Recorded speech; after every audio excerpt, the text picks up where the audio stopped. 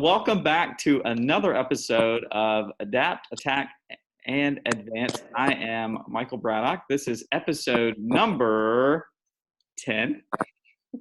I have the privilege of having two wonderful guests who I also consider to be really good friends. Erika Edwards and Kristi Ray, co-founders, co-producers, and co-owners of Honeyhead Films. Welcome to the show. Thank you. Yeah, absolutely. Well, thanks so much for coming on. I appreciate you taking time out of your Friday afternoon, Friday evening. If you would, share with the folks that may be listening and or watching who you are and what your company does. Sure. My name's Erika Edwards, and I am, like Michael Braddock said, one of the co-founders of Honeyhead Films. And Kristi and I kind of form a dual entity. We kind of like to refer to ourselves as a two-headed dragon in the field and in all aspects of production. I manage a lot of our the shooting and editing, so during production, kind of technical aspects. I'm the cinematographer, and then I'm also the head of our post-production on the back end. So, yeah. Happy to be here. We are a local Wilmington production company. We specialize in commercials, narrative film, music videos. We produce all kinds of work for local companies here in town, and I'm the producer of the company. So I am working with clients. I'm doing a lot of our admin and our location scouting, all kinds of creative things that happen before the shoot takes place, and then Erika and I come together in the field and join forces on all of the things as they happen during the day. Michael Braddock was actually one of our first commercial clients way back Indeed. when. Yeah, it's been a fun journey. Well, let's dive in. I appreciate you sharing that, and I look forward to sharing with the viewers a little bit more and the listeners a little bit more about some really cool projects that you have lined up and on deck. So let's dive right into it. So adapting by its nature is to pivot, to make fit, to become adapted. So what are the two of you doing to adapt during these uncharted times and unprecedented times?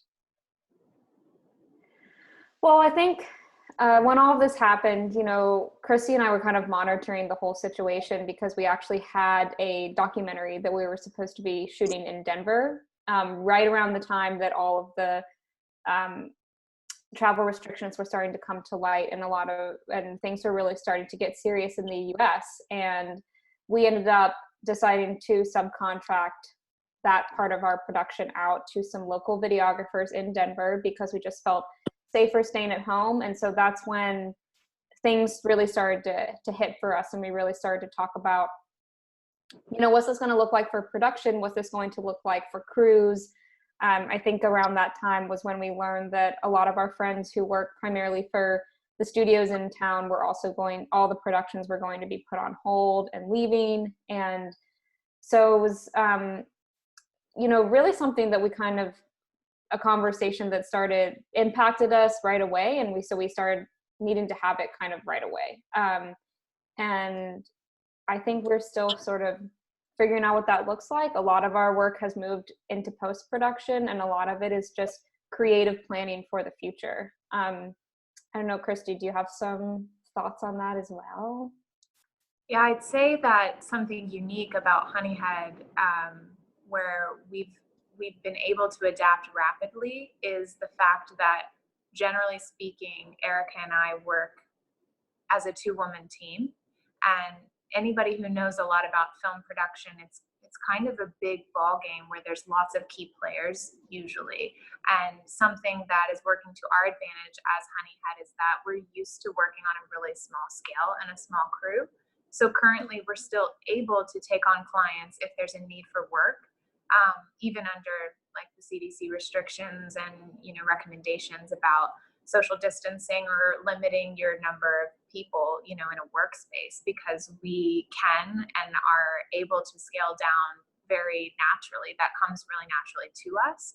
So in a way, we haven't had to change too much, aside from a lot of our shoots and different things being postponed and canceled. But I would say a positive, silver lining to all of this is that we're prepared to move forward in a way that maybe people who are used to having the luxury of working with a bigger crew are not. I feel like it works in our favor in ways where we know how to create a product with less resources, because we kind of already work as a team like that, a dual dragon, as Erika. No, I think that's a great point. I think, the ability, so the agility and the ability to be nimble, allows you to pivot in a much faster way and adapt in a much faster way. And then also, those are really great points, because by being nimble enough to be able to do those things, you can still take on projects that, like you're talking about, other larger production companies, to where very easily they have 25, 30 people just in crew on site. They would be against the guidelines. So absolutely, that's a great point. As far as, so I want to dive into just a little bit more on that. So as far as filming and on location, have you started to see any changes with location shoots just not being open to do shoots? I'll for a film we were working on called Thomas. It's a narrative shoot. And immediately when all of this went down, one of our locations was Williston Elementary School. And when the schools closed, it wasn't an option. The principal was, obviously not going to prioritize our production to be able to, go there and shoot there. So that instantly became a problem when we were already searching for a specific house to be able to shoot part of the film in. And as you can imagine, I think during a quarantine where people are a little fearful of each other and strangers and getting close to each other, something like actually location scouting for a home is really, really challenging in a time like this. We're working on a feature film that Erika and I are producing called Lorelei. And I would think that, I'd say, Erika, do you agree the most challenging part for me thinking about pre-production right now is the idea that we can't really go out and location scout for these places? Yeah, it is. I think, as producer, since Kristi and I we are full in-house. So I think whenever we create, even though when we're working on conceptualizing a feature film script, we're also thinking about it from the sense of producer brains as well. So, even as we're creating stories, it's like, okay, well, where is this house going to be? How attainable does it look to get this location where we want to set these people? What does that look like? Would we need background? It's like you're writing the script, but also thinking as a producer. And so I agree. It would be really great to be going out and kind of talking to some of these local people about, using locations. And, but I will say it's kind of bringing it back to the silver lining and kind of being able to be adaptable as a small crew. It really is true that what they say, there's like the old adage about, you create when you're presented with constraints. So like and I think that is true, because Kristi and I have been approached for a music video project, and it was like, well, Kristi will be talent because she's an amazing actress, and we're going to shoot in her house. You know what I mean? And like this beautiful, awesome idea came out of that. You know what I mean? And, we were like, well, maybe we'll also do kind of an interesting shot in the field. That's total social distance safe. You know what I mean? And so like, we're kind of combining these ideas that all these ideas and creative concepts were kind of bred within the confines of, here's our new normal. Now, how are we going to still kind of live up to the production quality that we like to deliver, but within these new confines? So kind of instead of treating it like this is, some kind of a situation that's going to take us back a step, it's like, well, how can we maintain this as a normal and still adapt and still produce content that we feel great about, but just kind of treat this as like a new, just slight limitation, the same way we would if a client had a smaller budget. you know, Mhm. just thinking from that perspective, it's like, Mhm. okay, we just have another limitation to work with, and that's totally fine, you know. So I think there is that as well. We're in Yeah. pre-production for a series of commercials for a new school, and one of the things we're working on creatively is how can we um, follow the rules. Instead of booking all the talent at once like we normally would, we're going to do it in segments, and we're going to have the child here with their parents and then release them and then wait and then invite someone else. Instead of, it's like, you know, we're usually on the clock, but now we've Mhm. got all the time in the world. So we're able to, you know, really slow down and kind of schedule things in a way where we're not going to have too many people around. But because it's just the two of us, it's really not that challenging to change. You know, we don't have like trickle down employees that we have to adapt in ways. So I think Mhm. that we're floating pretty well. It's also been really nice, I'll add, to have the extra free time to be able to catch up in post-production. Erica's in Mhm. our home office there, her little editing suite, and she's been there almost every day of the quarantine. And we're finally out of, you know, the Yeah. the light is at the end of the tunnel. I think we're like basking in the glow right now of like being out of the post hole.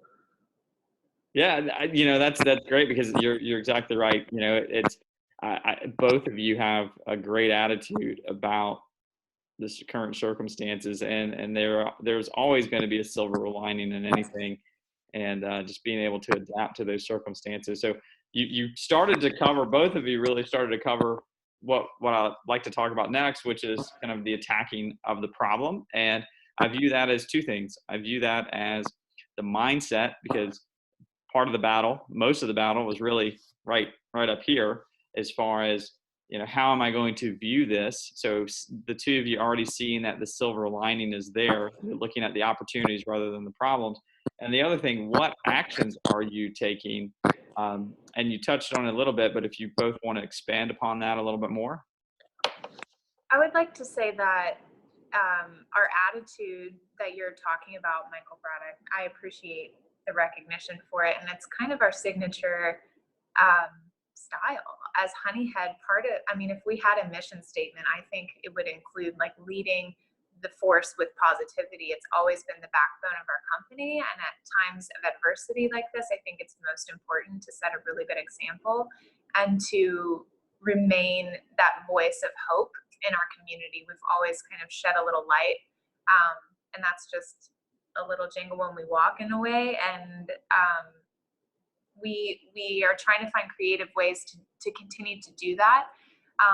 I'd say one thing that was really fun we did 2 weeks ago was premiere a new movie that no one had ever seen on Facebook Watch, and we had a live audience with us. And Erika can talk a little bit about the film because she shot and edited it, but we created a viewing party between North Carolina and Denver, our two kind of production hubs. And we invited people from both networks, and they were able to chat and interact and have kind of like a virtual film fest. We also curated other trailers for feature films in our network that are coming out as well, that maybe had missed the premieres at different film festivals that were canceled, just trying to create buzz and awareness in the same way that you're doing here. How can we help and impact our community positively and lift the spirits of people around us? If we're all stuck at home, we might as well have a creative experience together. So Erika, do you want to talk about Foster? I think that was a really cool experience. Yeah, so this was a short film that was produced in Denver, and I was the cinematographer on it, and I also edited the film. And we had a crew of about 4 people, and our 2 actors, including our director. So that was a really fun experience. It felt very familiar to me, just because that's a lot of times how Honeyhead rolls, is with, you know, a skeleton crew, but everyone feels like they have a very significant role to play on set. So it was a really, really fun experience. It was one of the first films we shot on our new camera, which was a lot of fun. And then premiering it for everyone to see, you know, all of these people, because everyone is ingesting media so much more now. People are looking to social media to find that connection with people because they are in isolation. So to be able to bring those two those communities together, to have the time to turn around a passion project, is something that's kind of not heard of, I feel like, so, I mean, it's usually very much having a structured time to take care of projects that we take on pro bono just because we want to be creative. So to have that time, it was really, really special because it got turned around pretty much within a couple weeks after it had been shot. And then we were able to share it with the world. And we got such a positive response, and our viewership was pretty broad, which sort of tells me part of the plan of attack should be to include people right now in what we're doing, and try to make sure that we're still saying, hey, we're here, we're going to create content, and maybe there are more ways that we can involve people on a digital platform. So I think that plan is kind of still evolving for us, kind of as we kind of look into the unknown and think about how long is this really going to last, because film festivals aren't happening. Yeah. Now, so how can we adapt? And I feel like we're also connected through social media. It's a very obvious way, but I also, I do our marketing and social media, and I don't want to add to the noise. I feel like it's a noisy time online in ways. So I think being strategic about it, like what you're doing here, MB, I think is, you're thinking outside the box. You're not just like self-promoting right now, your own agenda. There's just not really a need for that, because not everyone is in their regular boat. So people don't really need marketing in ways, maybe they're not buying and selling houses in ways, but this is a way to still stay relevant and connected. And I think community is the important part of all of this. I'm really excited about our documentary we shot in Sierra Leone, and potentially premiering that online, and being able to do a sort of watch party when that is all finished, and being able to include people in Africa. And that is possible. That's really cool. Facebook. And once we had done the watch party for Foster, I was like, whoa, this is amazing. Yeah. We could probably include our friends that are, that we still stay in touch with through WhatsApp and things like that, and be able to all watch it together collectively. And it's like a world premiere online. So I think even on a local level, I see that happening, in our industry worldwide. People aren't doing theatrical releases right now because movie theaters are closed, but it's different than like an on-demand platform, because you do have that viewership that is live and in the flesh. And honestly, we were really both very nervous. I was texting Erika. We were queuing it all up, and Facebook Watch isn't very intuitive, and it's the first time we'd done it. And I'm like, I feel like we're at a live event right now. Why am I so nervous? So I was texting her. I was like, why am I so nervous? It feels like a premiere, even though we're like just online, Really fast, and it was a lot of fun. We had a great time. Well, let's talk a little bit more about that, because I definitely view that as kind of going into. Well, first, I want to come back to that. So I'm just going to making a little note to jog back to that. You had touched a little bit about sort of the core culture of Honeyhead Films, and your whole goal is to be the positive force. And as you encounter people, as you're on set, are there any items or any things that you do, whether it be books that you're reading, exercise that you're doing, spending time outside, that allow you to continue to remain that very positive force that the two of you are? Being outside, running, being outside. I think it's the main thing. Erika and I are both working on our new homes. We both bought homes this past year, and it's been a really joyous time, honestly, to be able to invest in our spaces collectively, not together, but basically at the time, working on the yard, building a raised bed garden, growing some food, doing creative things in our space that we don't necessarily always get to prioritize. I find a lot of joy in that. And vitamin D obviously has totally lifted my mood. I would say that during this time, it's not all, butterflies and rainbows. When the weather is crummy and it's cold at the beginning of all of this, Erika and I were both feeling really heavy. Honestly, we would talk on the phone, and it wasn't easy. I had to reschedule my wedding. There were a lot of like personal things that I feel like we've overcome. Maybe the change in weather and like staying busy and creatively engaged, but getting into a routine really does help. Both of us share a routine even though we're not together. I think that we always eat the same food and do the same kind of like, Erica's like lifting bricks in her backyard doing cinder block workouts, and Cody and I followed her lead. It was a great suggestion. So we're just out there doing yard work, doing squats, get it in how you can. So yeah, that's great. Well, yeah, that's extremely important. The physical, the mental, the spiritual component, all of those things.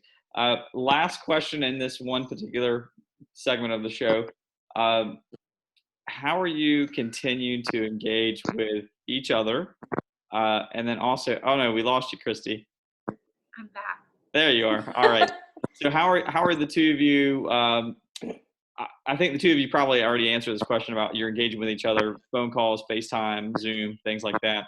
How are you continuing to engage with other creatives during this time? And what are you hearing from other people in your industry? I will speak for myself. Right before I hopped on this call, I had two filmmakers on my front porch with the Alexa Mini and a still camera shooting portraits of myself and my fiance through our window. They just showed up. They asked if they could come, shoot us in quarantine for a creative project. And it was really good to see them. They're buddies of ours. They're two awesome guys in town that we work with and collaborate with. And they are trying to stay creative and stay engaged with other people, and they're basically trying to document this time in history because it is a unique time. It's never happened before, and future generations are going to need to see and know. Ooh, my light went off. What is going on in real life? I'm in the dark. That was a really cool thing. We are writing together, Erika and I, and we had a conference call yesterday with our consulting producer for our feature film Lorelei, and she lives in Denver. So we were able to just receive some encouragement from her, some perspective, and she just was a sounding board for both of us to be able to talk about the characters and talk about, maybe our writer's block or what's happening, maybe what the plan is after. Should we have, full speed ahead, be ready to shoot the movie after the quarantine? Should we, pace ourselves here, and just being able to ask someone outside of our network and outside of our immediate Wilmington, the creative industry expands really broadly. So being able to have time to make those phone calls and carve out some time to connect, I think has been really, really cool. That's fantastic. Yeah, it's always good. In my industry, you always just want to get your finger on the pulse because sometimes you can get in your own little microcosm or your own little bubble sometimes, and it's always good to just find out what's going on and if people are dealing with the same challenges, things like that. So Erika, anything that you would like to add to that? Or I think everyone's just trying to think about hitting the ground running when we get out of this, so I think what Kristi was touching on about meeting about Lorelei with our consulting producer Rachel Turner, I think that I think just people are trying to keep their heads down and think about, kind of respect the time that we're in. There are a lot of people who are going through some pretty, some hardships right now.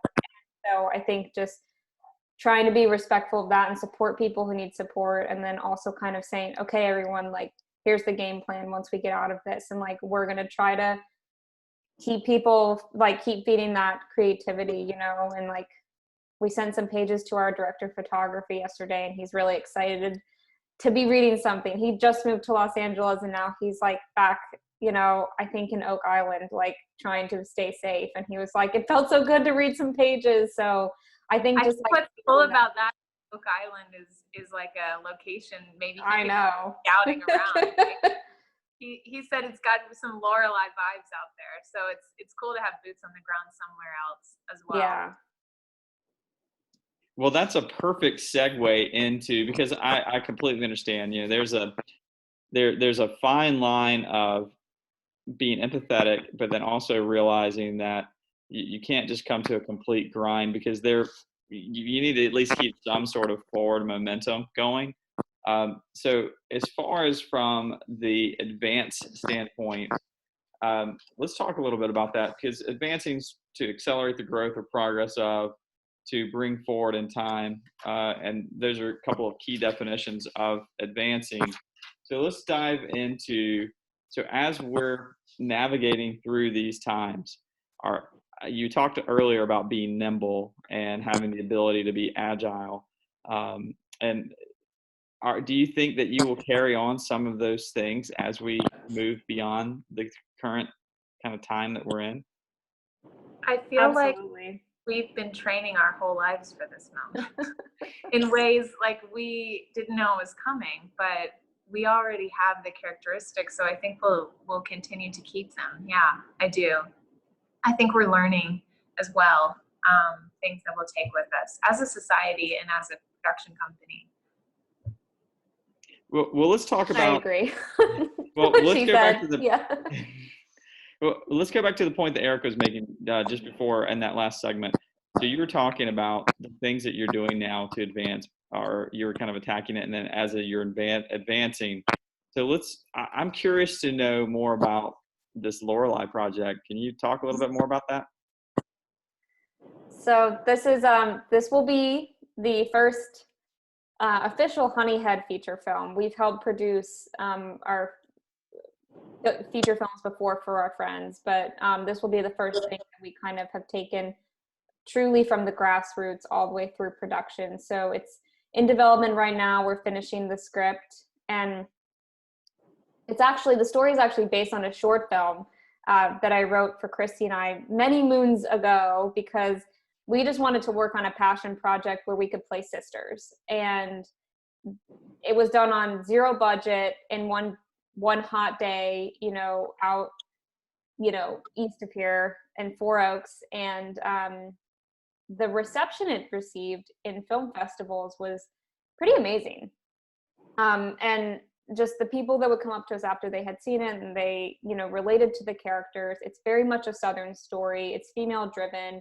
And we were just endeavoring to represent true Southern people in a modern time. And, as opposed to to a caricature that we feel sometimes you see a lot in mainstream media. And so we wanted real characters with real issues. And, we also wanted to explore this sister dynamic. And so it is now we're developing the short film into a feature, and we're just going to dig into these characters. And we're really excited to move forward with production. Erika is the director of the project, and I'll be starring as the lead role of Carla. And we also have a supporting character cast. His name is Hayden Winston. He's in that movie Foster we were talking about, which anyone can watch on our Vimeo page if they're interested. Okay, cool. It's been really fun to be able to take this time during the quarantine to flesh out deeper understanding of these relationships. Just this morning, Erika put some more pages down yesterday on the script, and I was texting her as I was reading through it, over my morning coffee, and we're having, chats back and forth about the new character that was just introduced last night. It's like we're watching our own, TV show evolve, and we're working on it together. She'll put a scene in, and then she'll reach a writer's block maybe, and be stumped on a line, and I'll think about it, and then I'll go in and write an alternative scene, and she'll say, oh yeah, that's great, and let me just tweak it around for the shot. And then I went in this morning and read through her notes on my notes, and it's perfect. It sounds really good to me there, and it's fun to be able to have this a little bit of space between us to be able to digest each other's creativity. I think in ways where if you're face to face working, at the same time you can kind of feel cluttered as a writer, and there's too many opinions coming in at once. So having the space and being on different schedules, I think, has been beneficial in a way, because everything has a little chance to breathe, and we have time to think about it and discuss in real time, which has been really cool. And right now we're just getting through the first draft to be able to just have it out there. And that was something our consulting producer, Rachel, was really pushing us to finish, for Erika to just be able to get it out there and not make it perfect right away, even though she's a really, really good writer and usually she's just super hard on herself. So the original Lorelei script, I think she wrote in one night, and it never changed because it was wonderful and amazing. So she's got a real talent for natural dialogue and just good moments. So every time I open it up, I get so excited, and I'm texting her, where did this idea come from? This is so great. And it feels really authentic. It feels really real. And it's nice to be able to take time, and not have all these other projects on the backlog in post or things coming up that are going to steal your attention away. So in a way, this is just a big blessing to be able to work on something we're really, really excited about. Well, I'm excited about it. I know the timeline is probably a to be determined, but and I don't want to put the two of you on the spot, but are one of you kind of targeting to go into production? Well, it kind of depends on where we decide to go with our budget. We have 3 different budgets right now. We have a top end dream budget, and then we have kind of the Honeyhead indie grit budget, and then we have like an even more indie grit budget if we really wanted like a quarantine. Yeah. Got it. If we really wanted to try to move into production, just kind of treating this more as like an organic passion project with local crew, and not really treat it as more of a traditional timeline for production. That's we kind of have numbers for what we would need, and then we have kind of like the middle ground, and then what we would like if we were able to really kind of do this in a way that's a little bit more traditional and seek higher end investors who are interested in being executive producers and putting in that money, and we would be creating a business plan and a plan for distribution and return on investment for them and all of those things. And then so we have different types of tiers of where we would want to go. I think if and when we get a higher end budget, production would be pushed, and we would definitely be shooting next spring. Most likely it's a summertime film, but we would probably want to shoot before it's actually super, super hot, just because it just makes working longer days easier. And hair and makeup can do a lot. You can definitely make someone look sweatier than they are. So sure. Yeah. But honestly, MB, I'll share with you, because I think it's interesting. We have discussed the fact that no one is making films right now. Everyone in the industry is shut down. Hollywood is shut down. Obviously there's nothing happening in New York. So the lack of content that's going to be released next year is going to be very slim. I have a friend who's working with ArcLight who just sent me a message on Facebook. They're desperately searching for feature films to distribute right now, really? Because everything is shut. And I wish we were just sitting on a feature film. I wish we just have Lorelei finish in the back pocket. I could just hand it over to ArcLight and be like, yeah, thanks. So we've discussed that. We've discussed what that's going to look like for our industry. And people, frankly, have a lot of time to watch a lot of Netflix, a lot of Amazon, a lot of Hulu. Maybe they're going to watch everything up, and they're just won't. Yeah. So maybe now is the time. Maybe now is the time to make Lorelei and to utilize our scrappy resources and be able to create a movie on a really small scale, with a crew of 10, a quarantine crew, right? And be able to come out, not necessarily out of this in the next 30 days. That's not what I mean at all, but Sure. Who knows how long, the new normal is going to be in place. And we need to be prepared for the fact that there's a potential. We just really don't know. There's so many unknowns. So we're kind of toying with the idea of, if the stars align, doing it Honeyhead style and having something that is beautiful, and we wouldn't cut corners creatively. We would just find a new way around it, which we're really scrappy and resourceful anyway at doing that. So there's definitely 3 unknowns, and one of the 3 will happen. So stay tuned to find out. But we always thought it would be next year, and who thought a pandemic was happening? So right. We're just being adaptable in that way. And I know I speak for Erika when I say that if it's meant to be, it's meant to be, and it's going to work out. And our entire career as film producers and creative filmmakers has always worked out for the best. Our, I don't know, I don't want to get all sappy, but really just things just work out the way that they're supposed to for us. So in ways we feel just extremely blessed and lucky. And it's almost like, it's like just meant to be. Otherwise it wouldn't work out. Does that make sense? Makes perfect sense. Absolutely. Absolutely. That makes perfect sense. Well, last question. You talked about doing a Facebook watch party. So last question, do you have anything lined up? And where can I direct people to go see that? We don't have anything lined up just yet. We just got such a positive response from the watch party. I mean, stay tuned. You can always find, look at our Facebook page. It's just search Honeyhead Films and we'll come right up, and you can I'll tag you up in the comments. Cool. Considering releasing Mr. Dragon, maybe like a short film watch party. Cool. But we haven't set anything in stone yet or set a date, so we'll be sure to share it with you, Michael Braddock, and you can share with all of your awesome followers if they'd like to tune into a little indie film fest. Cool. That sounds awesome. Well, is there anything the two of you'd like to add before we wrap up? Keep an eye out for our brand new website. That's pretty soon. Thank you for supporting local businesses, all of you who are tuning in. And you can find us on Instagram at Honeyhead Films, and our Facebook link and all of that good stuff. And if anybody needs a commercial, marketing, video production, we're ready to work, we're able to work, and we're safe and healthy. Awesome. Well, thank you so much for taking time on your Friday afternoon. Hope you have a wonderful weekend, and see you all real soon. Thanks, Michael Braddock. Absolutely.